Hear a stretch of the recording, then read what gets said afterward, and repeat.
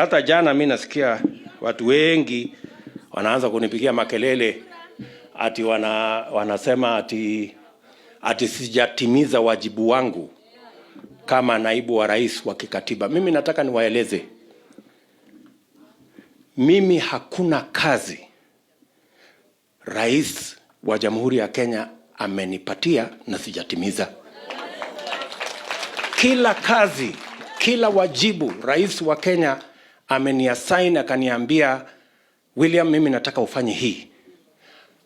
He can confirm there is no assignment the President of Kenya has given to me that I have not discharged with distinction.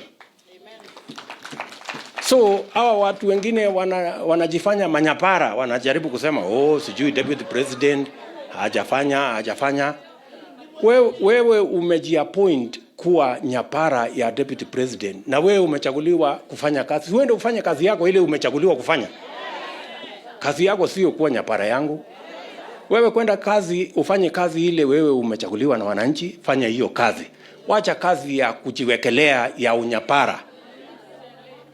Mimi najua ile kazi nimepatiwa kikatiba. Rais ambaye ni mkubwa yangu hajalalamika kwamba kuna kazi alinipatia sikufanya. Sasa wewe unalalamika kama nani? Na hiyo maneno unasema ya kwamba sijatimiza wajibu wangu, ulisikia wapi?